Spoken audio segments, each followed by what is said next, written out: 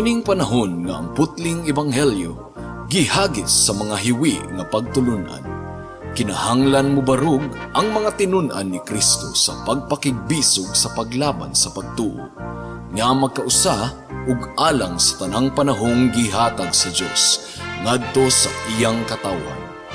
Maoy hinungdan nga namugna kining tulumanon ang putling ebanghelyo. 30 minutos nga pagsabwag sa tinuod nga ebanghelyo. Kauban ni Pastor Jeremias Hangad, ang putling ebanghelyo. Tulumanon nga gihatod kaninyo sa Herald of Grace Radio Ministries Philippines. Ang putling ebanghelyo.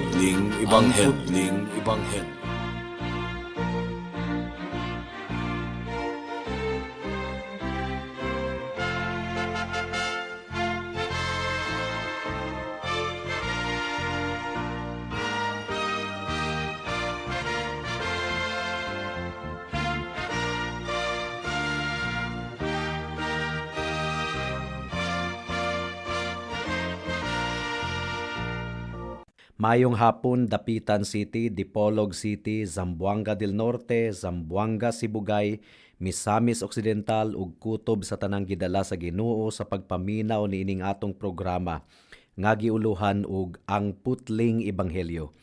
Kini ang inyong igsuon og higala sa kahanginan si Pastor Jeremias Lauri Hangad sa Herald of Grace Radio Ministries Philippines. Dinuyugan sa iglesia nga nag-sponsor niining atong programa, ang Salitran Covenant Bible Church sa Barangay Salitran, Dakbayan sa Dasmariñas, Probinsya sa Cavite. Happy birthday po di ay sa akong magulang nga si Manong Wilbur Hangad nga nagsaulog sa iyang birthday ni adtong October 8. Ang atong teksto ning takna sa kahaponon makita sa Roma Kapitulo 1, versikulo 16 hangtod sa 17. Ang giingon diri, kay dili ko ikaulaw ang maayong balita, kay kini mao ang gahom sa Dios aron pagluwas sa tanan nga mutuo, una sa mga Hudiyo, ingon man sa mga dili Hudiyo. Kay gipadayag sa maayong balita ang paagi sa Dios sa paghimong matarong sa tawo, ug kini pinaagi sa pagtuo gikan sa sinugdan hangtod sa katapusan. Sumala sa kasulatan, ang gihimong matarong sa Dios mabuhi pinaagi sa pagtuo. May the Lord bless the hearing and meditation of His Word. Niining duha ka mga bersikulo mga kaigsuunan, gihatag ni Pablo ang rason nganong dili niya ikaulaw ang ebanghelyo. Ug ato nang na-discuss ang pipila ka mga rason ni adtong miaging simana. Una, dili niya ikaulaw ang gospel gumikan kay maayo kining balita, nabadi ay maayong balita nga ikaulaw. Ikaduha, dili ikaulaw ni Pablo ang ebanghelyo gumikan kay maayo kining balita alang sa kaluwasan sa mga makasasala. So dili gyud ni ikaulaw gumikan kay kaluwasan kini, mensahe kini kung unsaon ang mga makasasala nga makadawat og gasa sa kaluwasan pinaagi kang Cristo. Ikatulong rason ni Pablo, dili niya ikaulaw ang ebanghelyo gumikan kay mensahe kini sa Dios. Ang Dios mao ang manunulat sa ebanghelyo, ang Dios mao ang tag-iya sa ebanghelyo, ug dili nato ikaulaw ang gikan sa Dios. Ikaupat, dili ikaulaw ni Pablo ang ebanghelyo gumikan kay gamhanan kini nga mensahe. It is the power of God unto salvation to those who believe. Mo kini giingon sa bersikulo 16. So kung gahum kini sa Ginoo, epektibo kini. It really works. It is by the proclamation of the gospel that we are born again. Mao nga si Pablo, dili niya ikaulaw ang ebanghelyo gumikan kay nasayod siya nga magbunga kini gumikan kay gahum kini sa Dios. Ug ikalimang rason nga gisulti ni Pablo, dili niya ikaulaw ang ebanghelyo gumikan kay ebanghelyo kini alang sa tanan. Dato, pobre, Amerikano, Pilipino, bisag kinsa, Hudiyo, Hintil, ang tanan makasasala ug nakabsan sa himaya sa Dios mao nga ang tanan nang inahanglan niini nga maayong balita sa grasya sa kaluwasan. It is for everybody, No one because of sin is outside the scope of the gospel. Bisan pag-unsa ka makasasala ang usa ka tawo, ang ebanghelyo adunay gahom sa pagluwas kaniya. Ang ebanghelyo adunay gahom sa paglimpyo sa tanan niyang mga kasalanan. So mao kini ang hinungdan nganong dili ikaulaw ni Pablo ang ebanghelyo. Unsa man kining ikaunom nga rason? Well, ang ikaunom nga rason ania makita sa verse 17 mga kaigsuunan. Ang giingon diri, kay gipadayag sa maayong balita ang paagi sa Dios sa paghimong matarong sa tawo. Ug kini pinaagi sa pagtuo gikan sa sinugdan hangtod sa katapusan. Sumala sa kasulatan, ang gihimong matarong sa Dios mabuhi pinaagi sa pagtuo. So unsa ang rason nga gihatag ni Pablo sa bersikulo 17 nganong dili niya ikaulaw ang ebanghelyo? Gumikan kay sa mensahe sa ebanghelyo gipadayag dinhi kung unsaon paghimong matarong sa usa ka tawo nga makasasala atubangan sa Dios. Kay gipadayag sa maayong balita ang paagi sa Dios sa paghimong matarong sa tawo. Paagi kini sa Dios mga kaigsuunan. Himuon niyang matarong ang tawo nga nagtuo kang Cristo. Ipakamatarong niya sa iyang atubangan. So dili na guilty, condemned sinner. Isipong matarong atubangan sa Dios. Gipadayag kuno sa ebanghelyo ang paagi. So kung maghisgot kita og gipadayag, but pasabot niini making manifest, making plain or making clear. Gusto lang natong tinawon mga kaigsuunan nga ang ebanghelyo nahibaw-an na kini sa mga katawhan sa daang tugon. This was known in the past until now. Gikan pa sa daang tugon hangtod sa bagong tugon, anaa na ang pagpadayag sa Dios sa ebanghelyo. Ang giingon sa Roma Kapitulo 1, versikulo 2, dugay nang gisaad sa Dios ang maayong balita diha sa kasulatan. So you see, ang ebanghelyo anaa na sa daang tugon. Gipropesiya na, gipadayag na sa Dios.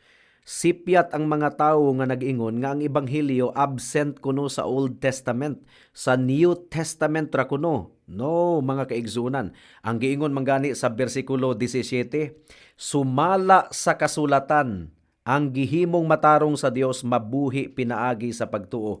Gikutlo ni Pablo ang Habakkuk chapter 2 verse 4, meaning to say, the gospel was already written and revealed in the Old Testament.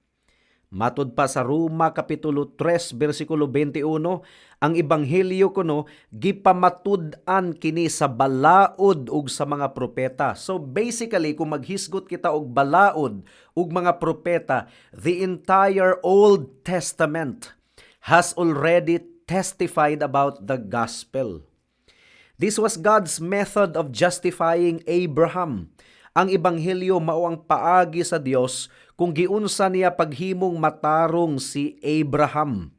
Mogani nga miingon si Cristo nga nakita kuno ni Abraham ang pag-anhi ni Cristo sa kalibutan ug nagmaya si Abraham. Ang buot ipasabot, nakita na ni Abraham ang mensahe sa ebanghelyo, although dili susama sa katinaw sa bag-ong tugon. Gumikan kay ang pagpadayag sa Ginoo sa iyang plano sa pagluwas gihimong tin-aw kaayo sa bag-ong tugon. Anaa kadto sa daang tugon, it was already written in the Old Testament, pero sa bag-ong tugon mitin-aw na kaayo gumikan kay miabot na ang atong Ginoong Hesukristo. Ug ang pinakakatapusang kapitulo sa Roma, verse 25 hangtod sa verse 26, ang giingon ni Pablo, daygo nato ang Dios kay makahimo siya sa paglig-on kaninyo, sumala sa maayong balita nga akong giwali, nga mao ang mensahe mahitungod kang Hesukristo ug sumala sa gipadayag nga tinaguang kamatuoran nga gitipigan sulod sa dugayng panahon. Nakita ninyo mga kaigsuunan, sulod sa dugayng panahon. Apan karon gipadayag na ang maong kamatuoran pinaagi sa mga sinulat sa mga propeta ug gibutiag kini ngadto sa tanang kanasuran tungod sa mando sa walay katapusang Dios aron ang tanan mutuo ug mutuman. So I hope nga nakita ninyo mga kaigsuunan nga ang ebanghelyo present na kini sa daang tugon, although dili pa kaayo klaro, pero karon gipadayag na gayud kaayo, klaro na kaayo. It's an open secret now. Ang kaluwasan mabatunan pinaagi kang Hesukristo. Ang mga makasasala pagaisipon nga matarong atubangan sa Dios, pinaagi sa dugo sa atong Ginoong Hesukristo. Pinaagi sa pagkamatarong ug sa sakripisyo ni Kristo sa kamatayon alang sa mga makasasala. So ang misteryo gipadayag na gayud ug tataw kaayo sa bag-ong tugon, although it was already revealed in prophetic form and in blurred form or in shadowy form sa daang tugon. Dugang pa mga kaigsuunan, kung maghisgot kita og revealed or gipadayag, it does not simply mean something put before us to look at. Dili lang kini ingon og gibutang sa atong atubangan aron atong sudungon lang. No. Ato kining tuuhan, ato kining gakson. It must be obeyed, it must be put into practice. Kini nga ebanghelyo nagaluwas kini sa aktwal sa tanang mutuo gayod. Sa daang tugon mga kaigsuunan, ang mga magtutuo didto nagapaabot sa Mesiyas nga muabot. Apan kita sa bag-ong tugon, naga-look back kita, nagalingi kita sa Mesiyas nga miabot na. But it's the same mighty truth. Jesus Christ was prophesied in the Old Testament, and Jesus Christ was fulfilled in the New Testament. So they look forward, we look backward. Mukadto ang ikaunom nga rason kung nganong dili ikaulaw ni Pablo ang ebanghelyo. Gumikan kay sa ebanghelyo, gipadayag sa Dios ang iyang pamaagi kung unsaon nga himuong matarong ang mga makasasala atubangan sa Dios. Mahimong matarong ang mga makasasala atubangan sa Dios pinaagi sa pagkamatarong ni Kristo nga gisulob kanila. Pinaagi sa balaang dugo ni Kristo nga gihugas sa tanan nilang mga sala. Ikapito nga rason nganong dili ikaulaw ni Pablo ang ebanghelyo, ania dinhi sa verse 17 atong basahon sa English. Ang giingon diri, "For in it the righteousness of God is revealed from faith to faith." Sa ebanghelyo kuno gipadayag ang pagkamatarong sa Dios. The righteousness of God is revealed from faith to faith. Unsa may but ipasabot ni ining pulong nga the righteousness of God.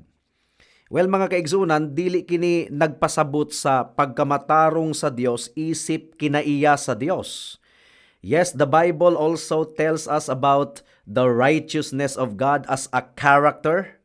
Tungod kay ang Dios matarong man gayod, pero dili kini maoibot pasabot sa bersikulo 17. Tungod kay kung ang ebanghelyo nagpadayag lamang sa pagkamatarong sa Dios, sa pagkabalaan sa Dios, sa hustisya sa Dios, ug hangtod diha ra, dili kana good news. Nagakondinar hinuon kana kanato. Magahatag kanato kana og kahadlok. Kung ang Dios matarong, kay tinuod man gyud nga ang Dios matarong. Kung ang Dios balaan, tungod kay ang Dios balaan man gyud. Kung mao kana ang but ipasabot sa the righteousness of God sa verse 17 sa Romans chapter 1, dili kana good news. Kay ngano? Good news ba di nang ang Dios balaan? Bad news na para sa mga makasasala nga susama kanato. Gumikan kay ang Dios balaan, kita nga mga makasasala, dili kita makaduol kaniya. Malanay kita sa iyang atubangan. Walay makasasala nga makaduol sa Dios nga balaan. So kung ang phrase nga righteousness of God sa verse 17, ang buti pasabot ni ini ang kinaiya sa Dios nga balaan, dili ka na ebanghelyo. When I preach unto you the righteousness of God and no more, then that is not good news. Gumikan kay guilty kitang tanan. Gisupak nato ang balaod sa Dios. Pero dili ka na moibot pasabot sa the righteousness of God sa verse 17. Unsa may buti pasabot ni ini mga kaigsuunan, nganong dili ikaulaw ni Pablo ang ebanghelyo, gumikan kay sa ebanghelyo gipadayag daw ang pagkamatarong sa Dios, Ang but ipasabot ni ining the righteousness of God, mao kining pagkamatarong sa Dios nga iyang gihatag sa tanang nagtuo kang Cristo. It is a righteousness that comes from God. Mo kini but ipasabot ni ini mga kaigsunan. It is a righteousness that satisfies God. Gasa kini sa Dios nga pagkamatarong nga iyang gihatag sa tanang nagtuo sa iyang bugto nga anak nga si Hesukristo. Kining pagkamatarong nga gikan sa Dios mismo, nga iyang gisulob sa tanang magtutuo, maura kini ang pagkamatarong nga madawat sa iyang atubangan. Gumikan kay ang pagkamatarong nato hugawng panaptong dinugan lamang sa iyang atubangan. Gibalik-balik yun nato og mantala kini dinhi sa kahanginan mga kaigsuunan. Gumikan kay mumang yun kini giingon sa Isaiah 64 verse 6 nga ang atong pagkamatarong hugawng panaptong dinugan lamang atubangan sa Dios. So kung muatubang kita sa Dios, sulob nato ang atong pagkamatarong, malanay kita sa iyang atubangan mga kaigsuunan. Dili kita pagadawaton, abugon kita sa Dios. Sa Ebanghelyo, ang Dios naghatag og pagkamatarong. Ang Dios nagsulob og pagkamatarong sa mga makasasala nga mituo kang Cristo, ingon nga Dios ug manluluwas. Ang requirement sa Dios, 100% obedience in the sight of God. Ang requirement sa Dios, 100% nga bayad sa tanang silot sa sala. Wala kitay ikabayad mga kaigsuunan, ug wala kitay pagkamatarong nga atong isulob aron madawat kita atubangan sa Dios. Well, gumikan sa dakong gugma ug grasya sa atong buhi nga Dios, iyang gipadala ang atong Ginoong Hesukristo dinhi sa kalibutan, ang bugtong anak sa Dios, 100% God, 100% man.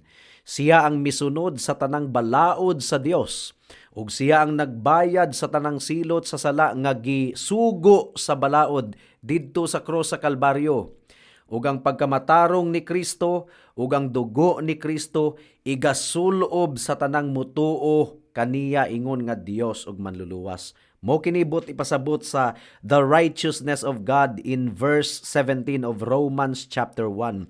In the gospel, the righteousness of God is revealed. Ang buti pasabot, ang pagkamatarong nga gikan mismo sa Dios, giandam sa Dios, iyang gihatag sa tanang magtutuo, gipadayag sa Ebanghelyo. Pangutana kini ni Job sa karaang tugon mga kaigsunan. Unsaon man kuno ang tawo mahimong matarong atubangan sa Dios? Well, gitubag kini sa Ebanghelyo. Mahimong matarong ang tawo atubangan sa Dios kung sila nasuluban sa pagkamatarong ni Cristo, kung sila nasuluban sa dugo sa atong Ginoong Hesukristo. Mo kinibot pasabot ni Pablo sa bersikulo 17, how can a man be just with God? Well, before ang tawo mahimong matarong atubangan sa Dios, kinahanglang masunod niya ang balaod sa Dios. Kinahanglang tahuro niya ang Dios sa tanang higayon. Kinahanglan usab nga mapahiling kawas siya gikan sa silot sa balaod. How can this be done mga kaigsuunan? Now this is the whole story of the gospel. Si Cristo mianhi dinhi sa kalibutan o gisulbad niya ang pangutana ni Job. Gisulbad niya ang problema kung unsaon nga ang tawong makasasala mahimong matarong atubangan sa Dios. This is the gospel. The gospel tells us of a righteousness that comes from God. A righteousness nga gi-provide mismo sa atong Dios pinaagi kang Hesukristo. Gituman ni Cristo ang balaod perfectly in our behalf. Gipakatawo si Cristo ilalom sa balaod. Tanang bahin sa balaod bisan pa sa pinakagamay nga tuldok gituman gayod sa atong Ginoong Hesukristo, gisatisfied sa atong Ginoong Hesukristo. Mao nga dili ikaulaw ni Pablo ang mensahe sa Ebanghelyo. Apan ang pangutana mga kaigsunan, unsaon man nato sa pagdawat sa pagkamatarong nga gihatag sa Dios alang sa mga makasasala? Well, ang tubag, ang giingon sa atong teksto, from faith to faith. Buti pasabot, pinaagi sa pagtuo. For by grace you have been saved through faith. And this is not of yourselves, this is the gift of God. Ang pagtuo dili na mo'y manluluwas, pero ang pagtuo mao kana ang tulay aron madawat nato ang kaluwasan gikan sa Dios. Ang kaluwasan pinaagi lamang sa grasya gikan kini sa Dios. Unsaon man nato sa pagdawat sa kaluwasan, madawat nato ang kaluwasan pinaagi sa pagtuo. Ang pagtuo mura kana og wire mga kaigsuunan. Ang tuburan sa kuryente, ang kuryente ang saksakan. Unya ang bumbilya, bumbilya. So unsaon man nga ang kuryente moadto sa bumbilya aron musiga ang bumbilya. Gakinahanglan og wire mga kaigsuunan. Ang wire dili kana mooy tuburan sa kuryente, pero ang wire mao ang tulay aron ang kuryente moadto sa bumbilya aron musiga ang bumbilya. Ang tuburan sa kaluwasan si Cristo lamang. Kita makasasala. Unsaon man nga ang kaluwasan gikan kang Cristo, madawat sa makasasala nga susama kanato. Ang wire, ang pagtuo, mao kana ang wire. Pinaagi sa pagtuo. Mudangup kita kang Cristo pinaagi sa pagtuo. Ang kaluwasan mudagayday nga ri kanato. Madawat nato ang kaluwasan mga kaigsuunan. Klaro kaayo ang language sa atong teksto. Ang giingon diri, for in the gospel the righteousness of God is revealed from faith to faith. As it is written, the righteous man shall live by faith. Ang tawong gihimong matarong magkinabuhi diha sa pagtuo. Usbon ko mga kaigsuunan, ang pagtuo dili kana ang manluluwas ha.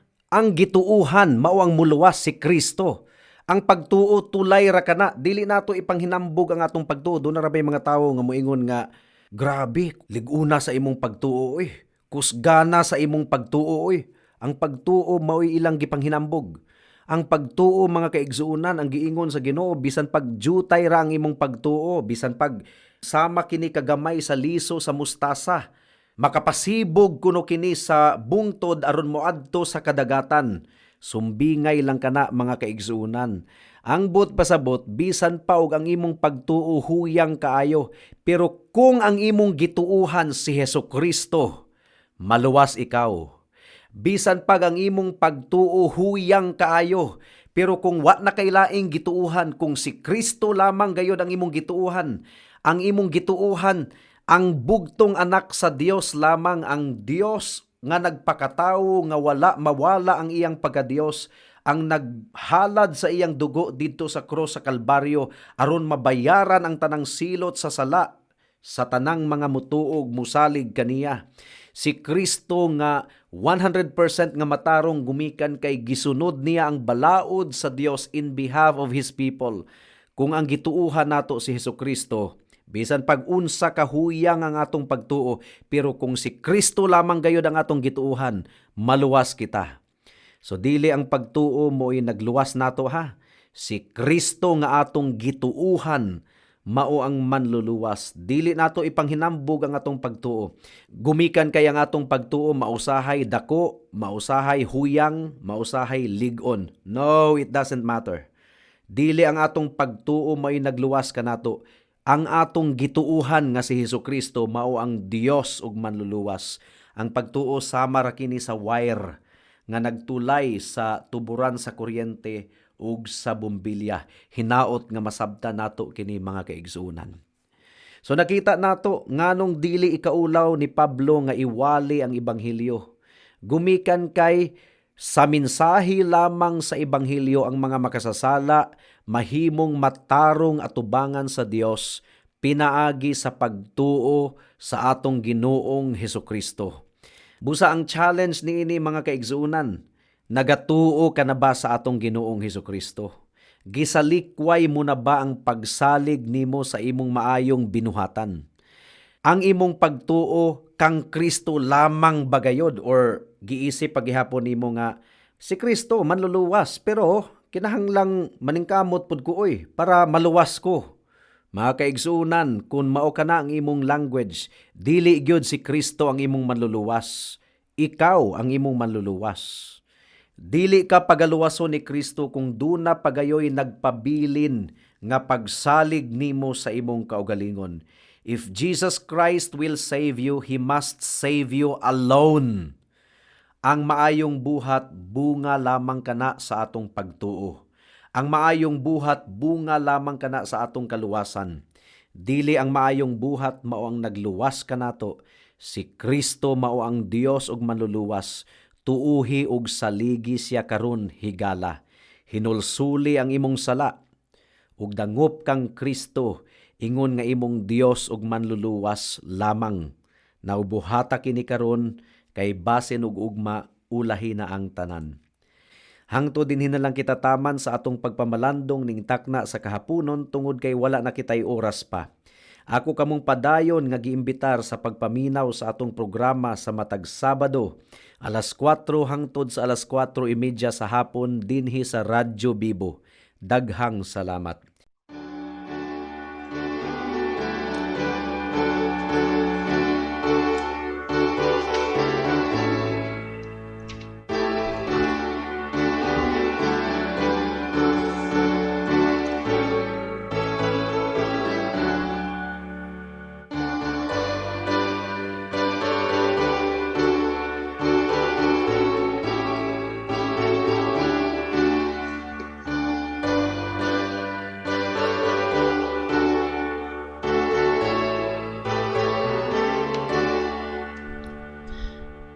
Wala kumasayod sa hingpit ngano nga gilukat ako ni Jesus sa dako nga gugma niya nga dautan man unta ko naila kong gituuhan ko ako nasayod nga siya gamhanan magbantay siya kanako hangtod nga mubalik siya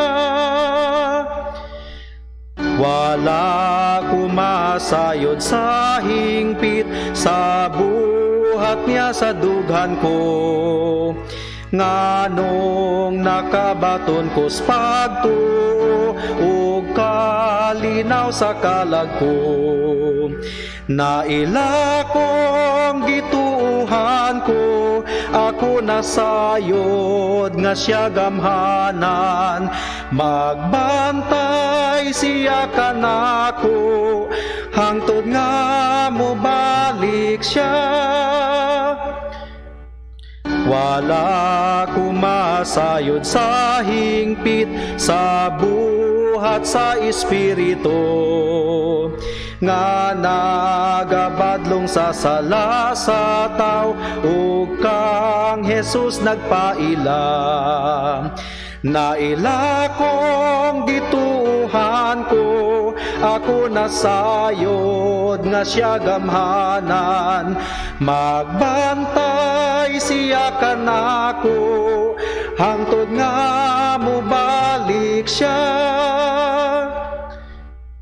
wala kumasayod sa hingpit unsa ang kaugmaon ko kun mga adlaw gidaguman ba kun masa nagbangdalan ko naila kong gituuhan ko ako nasayod nga siya gamhanan magbantay siya kanako hangtod nga mubalik siya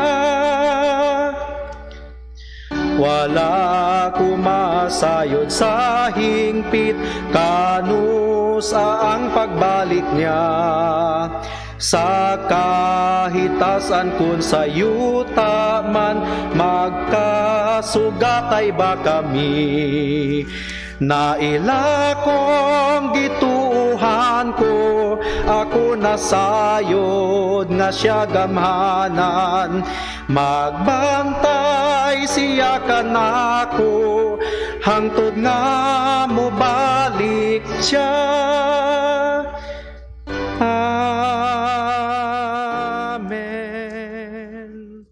Alang sa dugang nga mga pangutana, mahimong mo text kang Pastor Jeremias hangad sa 0935 744 3030.